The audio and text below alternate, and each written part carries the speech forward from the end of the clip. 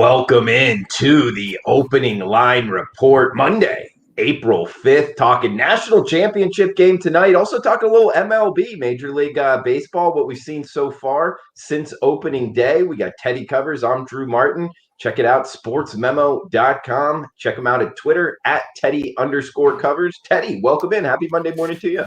Hey, how are you? I got the retweet out of the show starting, so I can focus now.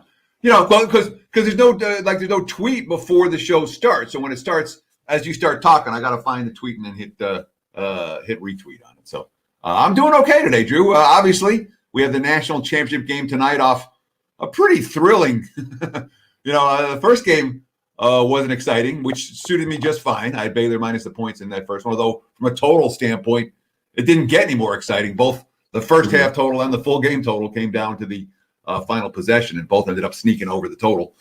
But the second game, I mean, an instant classic, one of the best college basketball games I've ever watched, one of the best you've ever watched, one of the best anyone out there has ever watched. And it was a heck of a game and a whole lot of fun, regardless of whether it was a block or a charge at the end of regulation. The bottom line is the Zags the Zags win the game. UCLA in the over cashes the bets, and that's one I really thought, Drew, that was correlated. I thought that if UCLA is going to cover that spread, it has to stay under. I was wrong, but of course it took the highest shooting percentage in any Final Four game since NC State beat the Phi Slamma Jamma Houston in 1984. The highest shooting percentage of any Final Four game to get that game flying over the total as much as it did. Both teams shot the ball lights out all night, and it made for a very compelling basketball game. Yeah, it was a wild one for sure. I mean, both totals, you brought that up, Teddy. That's kind of like where my eye goes in college basketball. I would say the first one, the Houston-Baylor game, I don't necessarily think the over was the right side. Now, granted, I had the under viewing it from that point. I think if they played the game 10 times, more so than not, it finishes under. But the last game, UCLA, you're right. I mean, in terms of side and total correlation, I would have been wrong every time, because I would have thought if UCLA is staying there with Gonzaga, it would have stayed under the total, because we've seen the Bruins this season really slow it down and have some success. Whereas Gonzaga looking to go up and down the court and seeing the final, well over over 180, I believe, including the overtimes. Very surprising to see UCLA there, but you got to kind of tip your cap. They played a great game and pushed likely the best team in college basketball all the way to the brink, Teddy. Well, certainly one of the two best teams in college basketball. We'll find out if they're the best team in college basketball tonight. We will. And I guess just starting off, guys, with the championship game tonight, Gonzaga versus Baylor. We're seeing a lot of 4.5s out there as we're doing this on the WagerTalk YouTube channel. Also trending on Twitter right now at Teddy_covers, at Drew Martin Bets on the WagerTalk YouTube channel here. I mean, a lot of people saying number one versus number two here, Teddy. I don't really disagree. I think we are getting the two best teams in college basketball. We're seeing the Zags minus 4.5 at most sports books right now.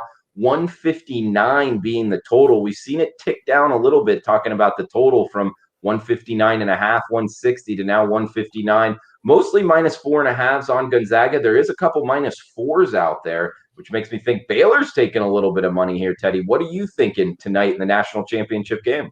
Yeah, well, the very first bets came on Baylor. This line opened, I'll say it opened 5 on Saturday night, and then got bet down to 4.5 right away. So the first bets definitely came on the Bears. At the current 4/4.5, everything that I've seen and read, and everyone I've talked to says the books are getting two-way actions on tonight's game. So it's not one of these games where the books are really going to be rooting for one side or the other.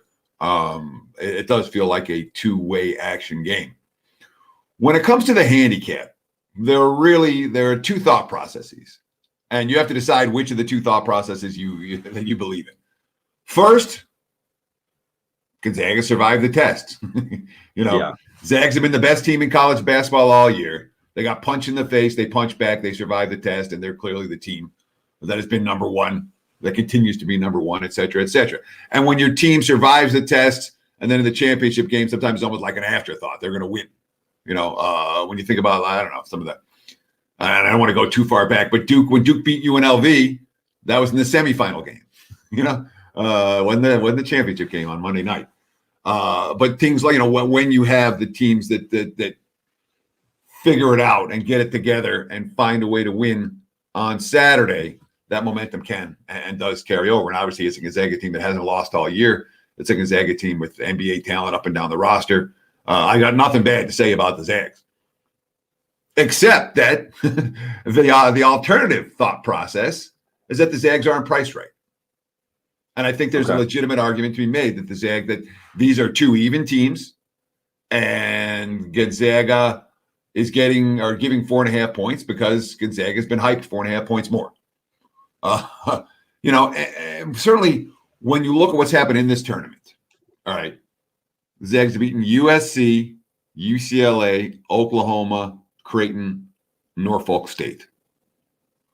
That's not a who's who of elite teams in college basketball this year. And you compare that to what Baylor has been able to do, Arkansas, Nova, Wisconsin, Houston in their last 4 games. You make a case that those 4 teams are better than anyone that the Zags have beaten in the tournament. And you go back to non-conference play, because again, how did Gonzaga's power rating get so high? Well, it got so high because they had non-conference wins against Kansas and against Auburn and against West Virginia and Iowa. All those teams stunk it up in the big dance. And you wonder if any of those, those that made it, Auburn didn't get there. But you have to wonder, all of those wins early on for Gonzaga, as good as advertised. And from a power rating standpoint, are the Zags in the right point spread range right now?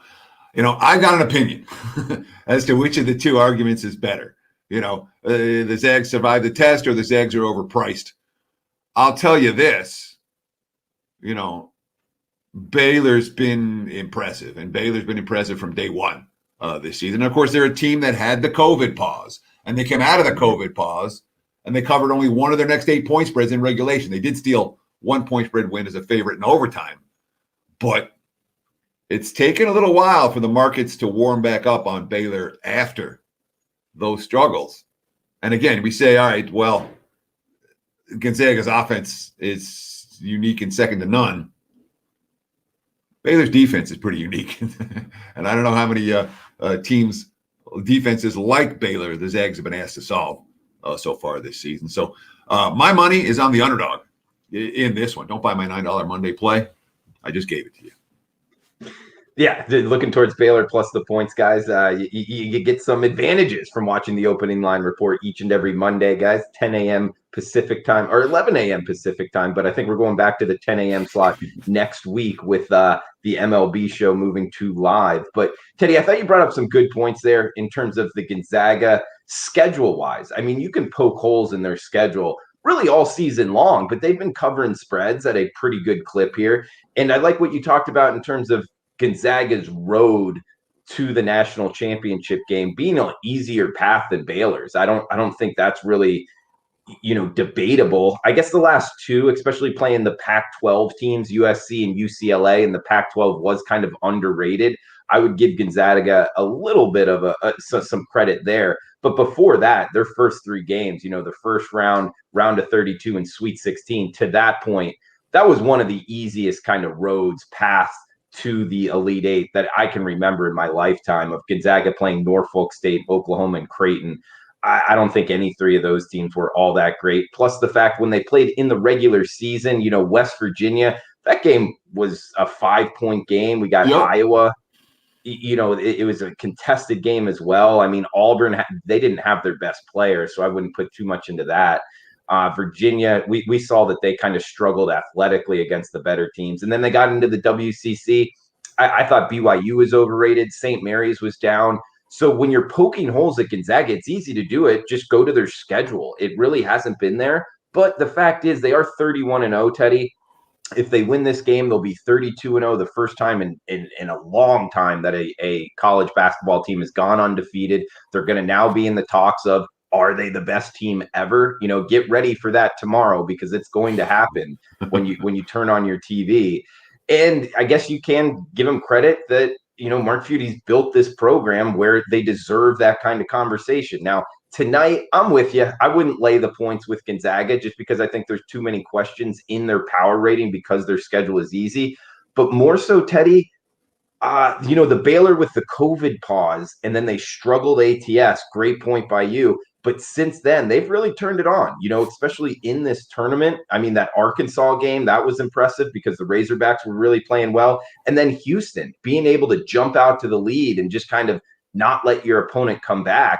I think that there's something to be said for that. So Baylor defensively, I think has really turned it up. And offensively, I guess number 2 in offensive efficiency, only to Gonzaga here being the number 1. And Gonzaga is going to look to go up and down. Baylor, not as much. So I think totals wise is a little bit more difficult of a handicap. We have seen a tick down. And I agree with it. I mean, I bet the under of 159.5 here, Teddy. And the reason being, we've talked about this in the Super Bowl. Slow starts, the lights are on you, and that's really come to fruition and been a good bet. I think there's something to that. We're getting college kids out here. The lights on them. This is the main show everybody's going to be watching. Number 1 versus number 2, college basketball national championship game here. And for whatever reason, it tends to affect the offense more than the defense. Now, I don't know how true it is and how true it's going to be going forward, but to get to 160, Teddy, you need a smooth ride here. That's why I think the most value is on betting the under. But could it blow up in my face? Absolutely. I'm not betting a huge amount on this, but that's the way I'm going after tonight's national championship game, Teddy. Yeah, tonight's not a 5% night for me or a big ticket night or anything close. And I wouldn't argue with any of your analysis of the game. It's really interesting because Baylor has been trending over.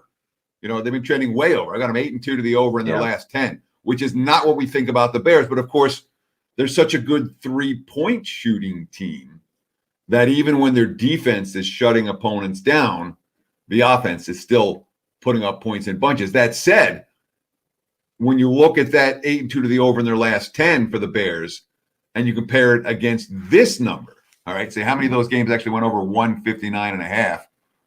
Not many. The one there, an overtime game against West Virginia, and then they had a game against Texas Tech. But it's worth noting the game against Texas Tech, which was lined at 137, finishes 161. And Texas Tech, when we think of elite defensive teams, they might not be Virginia, they might not be Baylor, but they're pretty good on the defense end of the court. So to see the fact that Baylor was able to solve that defense and that game flew over the total, at first glance, this total looked way high to me. And then I started breaking it down a little bit, and I'm like, yeah, it's a lean to the under. And of course, the Zags offensively have shot incredibly well in this tournament. They've been better than 50%, 50% or better in every single game. And no surprise then, they've scored 98, 87, 83, 85, and 93 in overtime against UCLA. I don't know if they get that shooting percentage tonight. I really don't. If they do, they'll win and cover. Let's put it that way. If the Zags shoot 50% or better from the floor tonight, anyone with the Baylor ticket in their pocket is likely to be in trouble.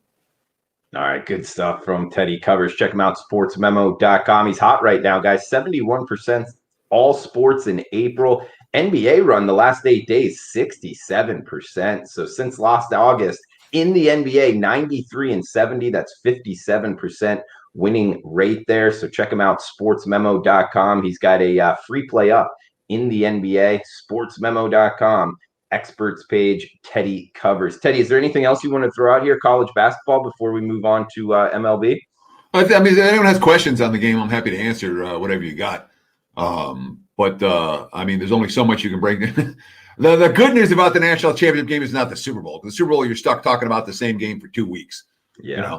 The national championship game, you only have 2 days, and one of them's a Sunday. You don't do a whole lot of airplay. But this much I will say, okay, this is one game.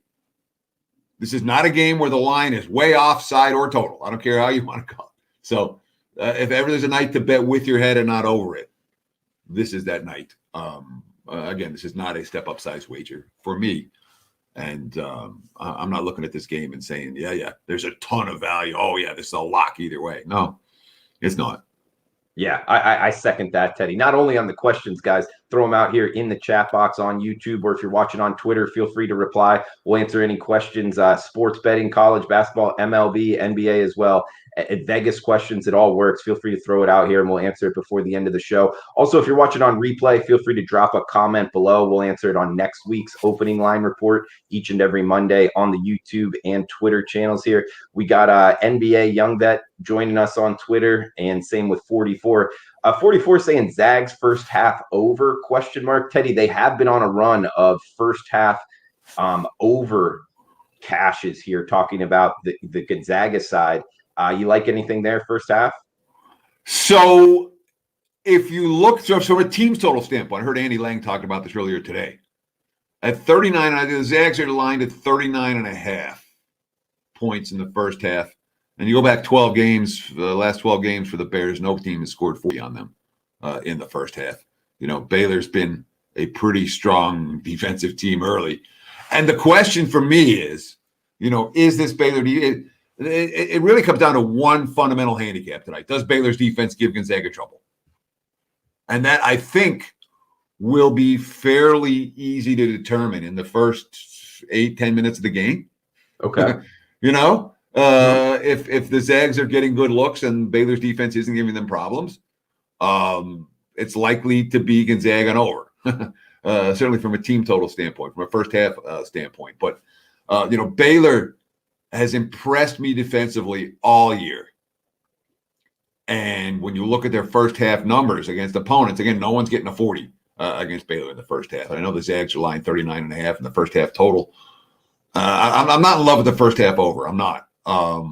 I do think Baylor's defense has a chance to give the Zags some real trouble. And again, if Gonzaga shoots at this level, if Gonzaga's hitting 50% from the floor or better, they're going to win and cover. And then all my thoughts about Baylor's defense are going to be wrong. I'm not convinced the Zags are going to be able to execute quite the same way against this level of defense. And Teddy, do you think that there is anything to kind of national championship, whatever it is, the lights, the sounds, you know, of offense starting out slow? Or do you think that's just kind of happen chance and anything can happen tonight? You mean the sphincter tightening problem? Yeah. I mean, I would say more often than not, you see it early on, you know, where teams are a little frenetic, you know, before the first timeout or two. Mm-hmm. Then again, if one team starts hitting, one team comes out and executes, and then all of a sudden the other team starts executing a lot quicker. But I would not be shocked to see either squad come out a little bit tense and a little bit off. At the same time, I wouldn't bet. I mean, to me, that's not a bettable angle for this, to expect the sphincters to be tight. And the reason is, you know, both these teams have been playing big games all year and played big games to get here. And they've been playing in this venue, which is also worth noting. A lot of times in the Final Four, you know, you're in a unique venue that you haven't played at. They played at this venue already, and they played at it on Saturday night as well. So I wouldn't use the sphincter tightening as a strong piece of the handicap tonight. It might happen, but it's not one of those games where I'm confident that it will happen, that we'll see one of these, you know, where at the first time out it's going to be 3-2 and both teams are going to be, you know, 1 of 6 from the floor and then a pair of turnovers. I'm not convinced that'll be the case. Teddy, good stuff so far. We got MLB we were going to talk, guys. Also some questions here in the chat box. Thanks for joining us on YouTube. Andrew saying he's like in Big Bad Baylor Bears being underrated as the underdog. We got Dan92. Any coaching edge? He's pointing towards Gonzaga, maybe. Mark Few, Scott Drew. Would you give one or the other a coaching edge here, Teddy? I wouldn't. I would. I make it a pick 'em in the coaching matchup. I wouldn't sell Scott Drew short. And I wouldn't sell Mark Few short, either one. But I mean, certainly Few is probably the coach that doesn't have the title. You know, the best coach not to have a title, maybe. Okay. But the edge is minimal edge. It's not one of these where you're like, I want to bet against this ass clown. This isn't one of those stories.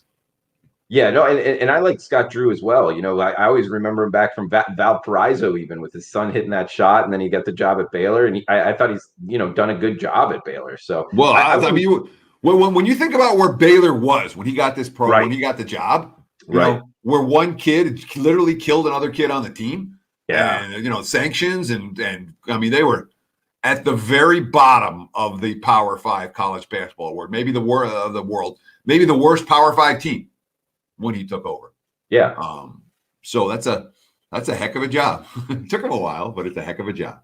Yeah, and a lot of times, both in college football and basketball, Teddy, I don't think enough credit is given a lot of times to the coaches that like rebuild the program like that, where you go 500, 2 years in a row. Most, casual fans will look at that and just be like, whatever.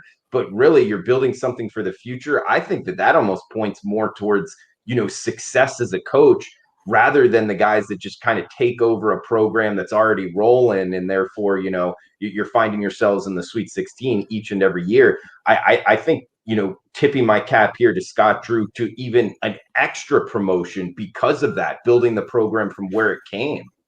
Sure. I mean, you say who did a better job, Scott Drew or Roy Williams? I think probably Scott Drew, really. And I might be in the minority saying that. And you can make an argument that it wasn't Roy, because when he walked into it, although when he walked in, it was after who was that coach who was so bad? Matt Doherty. Okay. Who tried to run the North Carolina program down. But obviously, a program of that caliber, it's pretty easy to step in and recruit. Baylor, it wasn't so easy to do that. So I'm with you on Scott Drew as being a coach who you have to be impressed with what he's done. Not just over the long term. You have to be impressed with how this team handled that COVID punch in the face and bounced back. Yeah. And here they are playing for the national title. And that coaching certainly has something to do with it. For sure, Teddy. So, good stuff, guys. Thanks for the questions as well. In college basketball national championship game, check Teddy out, sportsmemo.com. Got free plays up in the NBA. Also hot in the NBA right now. All sports in April as well. $9 Monday, sportsmemo.com. We were going to talk some MLB here, Teddy, before we end the show. With opening day being on Thursday, not a large sample size here, Teddy, but anything you wanted to throw out there from what you've taken away so far that might give some of the watchers a little bit of edge here in the market to find more winners than losers on the diamond? And I keep wanting to talk NFL. Let's do it. So he starts the NFL opening line report. We're not seeing NFL lines. I mean, we're going to get certainly, I would hope by next Monday, we'll have a reasonable market for the NFL draft props. But obviously we're waiting for season over under win totals. And once we get them, and once we get full proper NFL futures, the focus will shift back towards the NFL throughout the summer months as we start breaking down the NFL future card. When it comes to MLB, and again, baseball, I usually take a full week to get involved. Although I'm tempted today with one underdog. But it's easy enough to say who the underdog is. I guess, freaking Tampa's a dog now to Boston. How are the Red Sox favored against anyone right now? This is a bottom feeder last year. They just got swept at home by Baltimore. They can't score. Their pitching's no good. And they're taking money against Tampa. And that's one that, it baffles me. The Red Sox are last place team? Yeah, I think so, especially in the AL East, Teddy. I mean, I will say this. Michael Wacha is on the hill for the Rays. There's kind of question marks there. That's probably factoring into it at least somewhat. It's in Fenway. Looks like wind blowing in as well, up to 15 miles an hour, 50 degrees. I don't know. I'm just pointing out things that might point towards that. I'm with you, though. I think Tampa's the side. I know this. The Red Sox, on my list of teams that I'm looking to fade early in the campaign, Boston, a team that was bad last year that didn't make win now improvements in the offseason, but was just somehow magically expected to get better. When you're getting swept at home by Baltimore over the weekend, and maybe the Orioles are the last place team in that division, not Boston, but I got to see the Red Sox win a game before I bet on them. Tampa, in my mind, the better of these two teams. And again, the starting pitching, and maybe not so much in April, but the starting pitching gets valued correctly fairly quickly when it comes to the advanced metrics.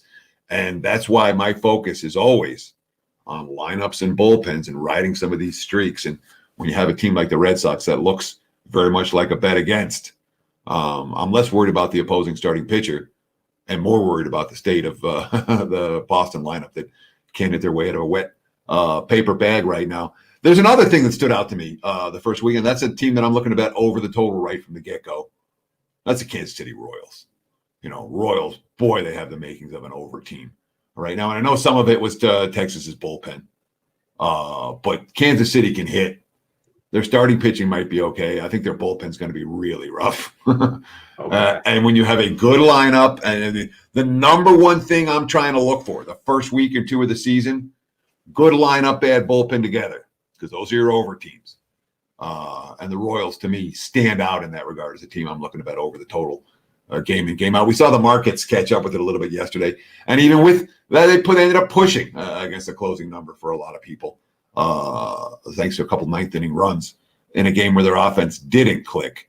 But again, when I'm trying to put teams into tiers as early on as I can. And Kansas City, my tier for Kansas City right now is OVER. You have an over team you're looking at yet, Drew?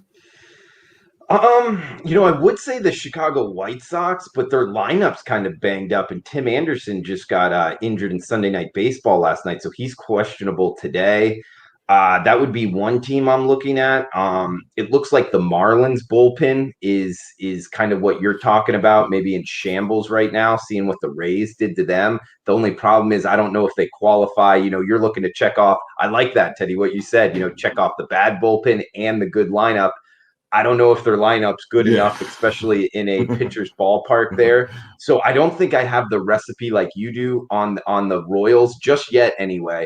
And I like that you threw that out there, because the Royals were really not on my radar. There's 30 teams out there. You almost got to pick and choose because you want to know these teams good. So now that you threw that out there, Teddy, I'm going to be looking at the Kansas City Royals. That was good stuff. Yeah, take a look at Royals overs. Okay, that is the one that absolutely stood out to me the first week of the season. Boston as a favorite betting against, and Kansas City over as betting against. I like this Padres team too. I know they didn't play well yesterday. I think we're going to make it. San Diego is still being viewed as they're way behind the Dodgers, maybe. I don't know if they are now. I'll be interested to see what the lines are when those two teams play. But I think the Padres, that lineup has impressed me early on. Maybe we'll get some overs at Petco in early season play, especially in games that aren't played in the evening, although yesterday's day game stayed under the number. Yeah, Dan agreeing with you. He's liking the Padres as well. I don't know their pitcher too much tonight. Morjan coming from the left side. A lot of people are liking him on the MLB show, guys. It will be posted on the WagerTalk YouTube channel. Tony Finn was liking him a lot. He's going up against Desclafani for the San Francisco Giants. It's just the only problem with tonight. You're laying over minus 150 here with the Pods. And talking about the Dodgers, I mean, they're laying more than minus 150 against the Oakland A's, who are 0-4. Talk about one thing you brought up there with the Boston Red Sox, Teddy, finding these trends and using them to your advantage, which I love in MLB, really in sports betting overall, but especially in MLB. And a lot of times, as you know this, Teddy, it's better to find the teams to fade than to bet on, because more people will know about the bet on team. So it's not a secret. When you can find the fade teams, a lot of times you can ride them a little bit longer and make even more money.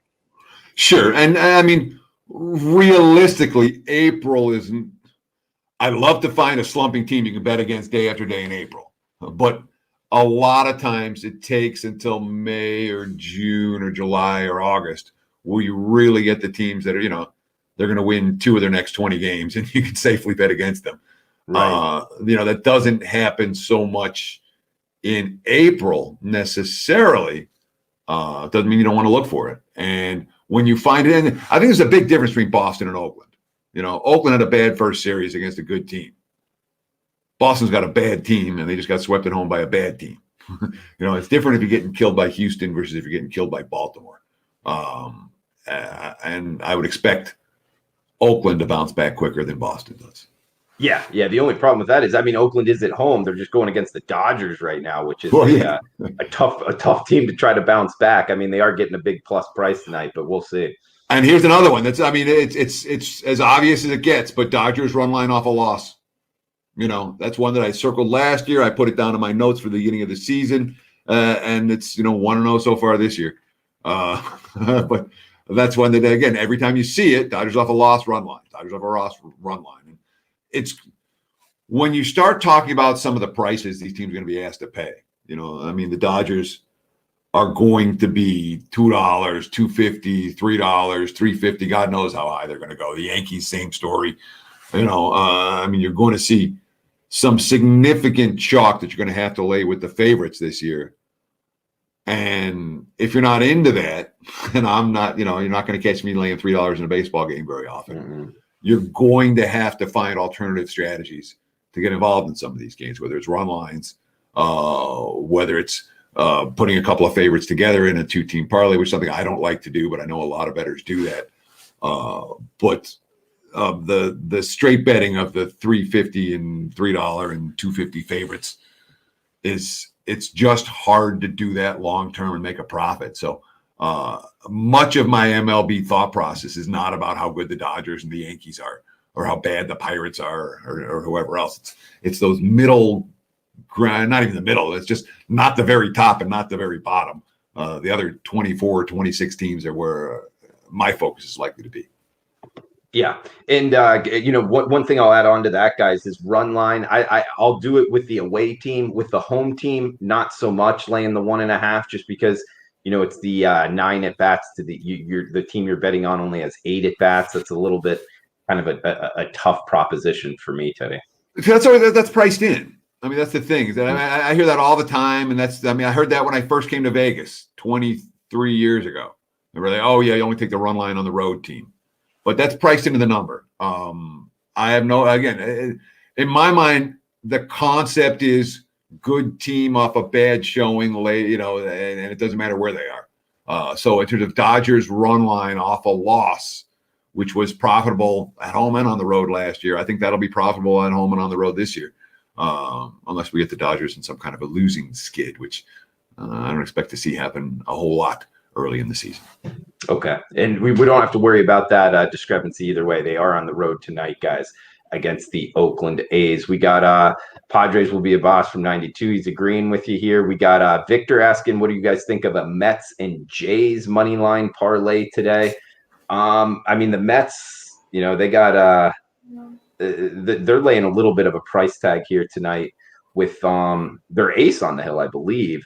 But talking about separate game parlays here, I'm not a big fan of that, Victor. So I would more so just, if you're looking to bet the Mets and the Jays, bet them separately. I think over the long term, you'll get a better return out of it. But with DeGrom on the hill, I get it. You're not wanting to lay the -$2 here. I don't know. Anything here, Teddy? So the concept of a 2-teamer with 2 favorites in MLB, I don't dismiss the concept at all. It's a way to get at baseball favorites without being asked to risk a whole lot to win relatively little. So as a concept, I don't mind it. However, 2-teamers, not 5-teamers, not, let's get all the big favorites together and parlay them in. With 2-teamers, it's something that makes sense. So the particular handicapper, I don't have a strong opinion on either game, so I'm not going to give you a yes, for sure, no, don't look at it. I'm not a big fan of laying $2 with DeGrom against a division rival. So if ever there's a pitcher, DeGrom is priced when we were very similar to the concept we were talking about at the beginning of the show with Gonzaga. Is Gonzaga priced correctly, or is the fact that the Zags have been so good all year long and beaten all these teams, and now they're just being asked to lay too big of a price for how good they actually are? Not that they're not good, but the price isn't right on Gonzaga. And I kind of feel that way about DeGrom, where, we all know that he's great. Right. And he shuts everybody down. But it's not like the Mets win all of his starts. They don't. And it's not like there's anything that the markets are sleeping on with DeGrom. They're not. So in terms of a value-laden pitcher, he's not anywhere near the top of my list. He'd be more towards the bottom. Okay. Good luck with your bet. Yeah. I don't hate it. I don't dislike it. I just talking about my thought process with those 2 teams. Yeah, I like what you said there. You don't hate the concept, and I don't either. Normally I'd be like, oh, parlay, that's, not a smart bet right off the bat. But I get what you're trying to do because it is tough to lay huge prices here with favorites in MLB. The Toronto game, um, what we got, Steven Matz versus Fulte going for Texas. Of course, Fultonavitz, I'm really interested. He could be, talk about find the people to fade here. And by the way, guys, this is a 4 o'clock Eastern. He ended his stint there in Atlanta awful. And there might be something wrong. I don't think he had that great of a spring either. And getting this Toronto Blue Jays lineup against him, I don't mind that concept at all here. So looking towards the Jays, they are the road team in Texas, minus 140. I don't know, even betting them separately at minus 140, I'll lay minus 140. That's about the end of where I'll start laying it. Maybe minus 150, but really no higher than that in MLB baseball. Do you have a limit there, Teddy? Let me jump in on that because I've been getting asked that question a lot, and I don't have a specific limit. I don't. All right. There are times in August, as we get into where current form is real. All right. And this team is just dead. They're just playing through the string and this team's rolling. I'll lay $2. I have no problem with that. I really don't. But that's not an opening day bet. Okay. Ain't nobody in good current form on opening day.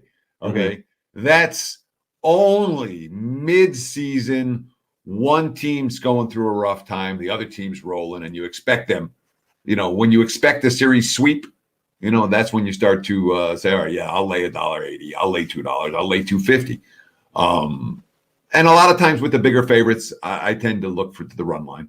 I have no, and again, they don't cash all the time. Sometimes your favorite's going to win by one. But there are also times where your favorite's going to lose, and that run line bet's going to save you a whole lot of money when it does. So I do, once the prices get higher, I do tend to look for run lines. But I'm not a guy that says you can't ever lay minus 150 in a baseball game, or minus 160, or minus 170, or minus 180. If a team that's minus 180 should be priced at minus 260, there's value on that team. Sometimes you find those spots. Yeah, no, that's a good point, Teddy. And I didn't want it to sound like I guess never bet higher than that. I just kind of start pumping the brakes at the minus 150. Me too. There's got to be a real good reason for me to lay a big price. But I don't tend to find those reasons in April. But as the season progresses, sometimes you find those reasons. Sure. Let the price dictate the bet for sure. We got Glenn saying any teams that always start slow at the beginning of the season in MLB. I don't know if I can say that there is, Teddy, in terms of just, this team, the Texas Rangers always start slow. I wouldn't frame it like that. I would more start looking at individual, like starting pitching, in April, they don't do as well or something of that nature. Not necessarily like just blanketly saying like this team always starts slow. Do you think there's anything to that, Teddy? I agree wholeheartedly with what you're saying. It's not right now. It's not about teams, it's about players in the sense of who's starting slow or who's starting fast. If the Rangers, I don't even know, but let's just use the Rangers example. Let's say the Rangers started 2-20 last year and 2-20 the year before that. Okay. So back-to-back year. Okay. A, this year there's going to be some urgency for them starting a little bit better. And B, half the players are new from those teams. They're not there anymore. It's a new Rangers team this year. So I tend not to worry as much about some of the track records from years past. I'm much more interested in this year's team and how they are going to match up with their opponent, as opposed to last year's team or the year before, or a team from 5 years ago that got off to a bad start. You say, oh yeah, they always get off to bad starts until the year that they don't.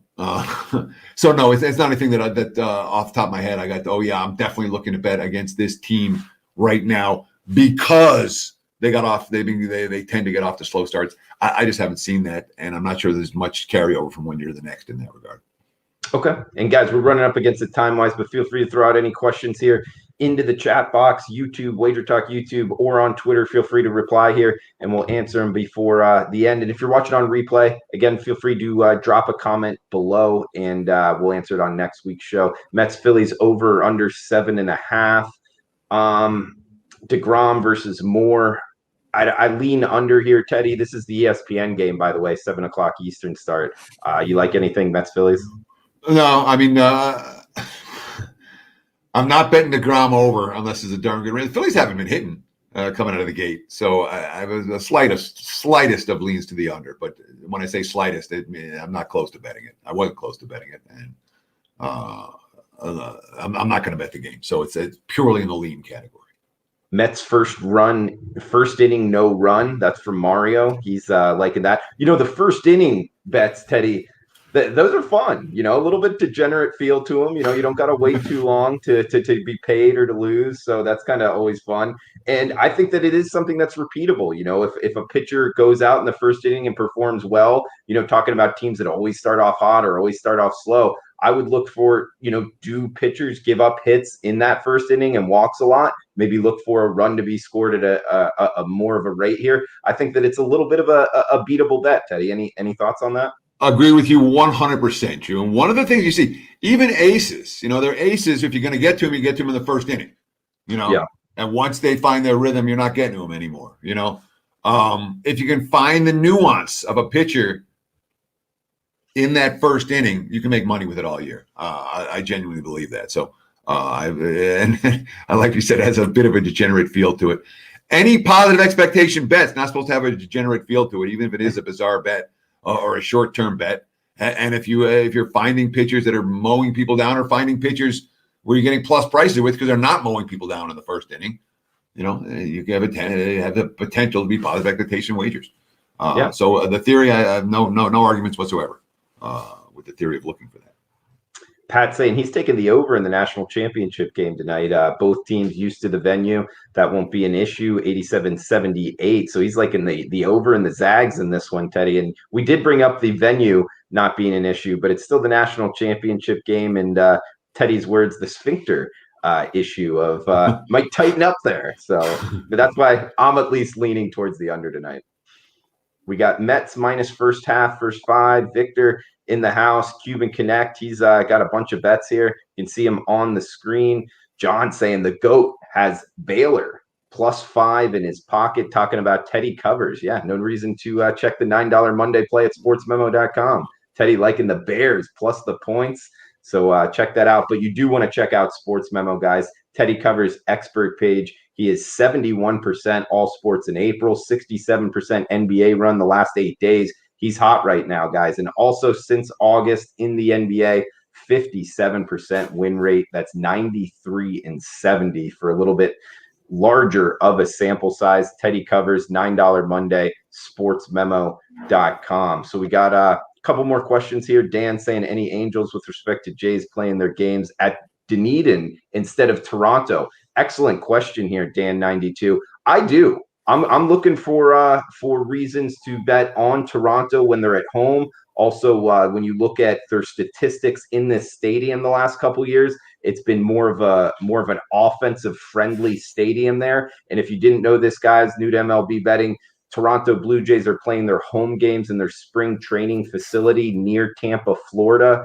And they're not playing home due to COVID, the Canadian government in Toronto. Also, Teddy, another aspect of this, 5 teams in the AL East, 4 of them normally in the Northeast, with Tampa being in the state of Florida. Now that dynamic changes to 3 in the Northeast, 2 in the state of Florida. I think that over the long course of this season might actually help the Rays and the Toronto Blue Jays. What are your overall thoughts here on Toronto playing their home games in the state of Florida? Well, the first thought process is that this is not the Sky Dome, this is not the Rogers Center, and this is. I'm very interested to see where we're going to see the Blue Jays totals, because from everything that I've heard and read, the ball's likely to carry here, especially if the wind's blowing a little bit.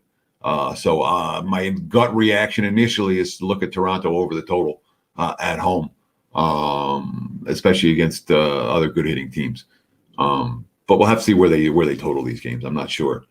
We haven't seen the Blue Jays play a home game yet. Okay. Well, Mario here saying thank you guys. Appreciate it. Yes, I'm a degenerate. Me too, as well, Mario. A little bit anyway. It's fun to just have some action on the game. So, Teddy, we're up against it time-wise, man. Anything else you wanted to throw out here before we shut this down? Well, I want to thank you guys for hanging out with us today. And again, we do it every Monday. The time has been bouncing around a little bit, but we'll be here all year round. And then obviously, as the NFL approaches, we'll shift our focus to the National Football League. But thanks for stopping by. Thanks for hanging out. Enjoy the games tonight, and good luck. Yeah, for Teddy Covers, I'm Drew Martin. Guys, we'll be back next Monday, 10 a.m. Pacific time. Come back and join us. Please smash the like button on your way out. Best of luck with the games, and best of luck with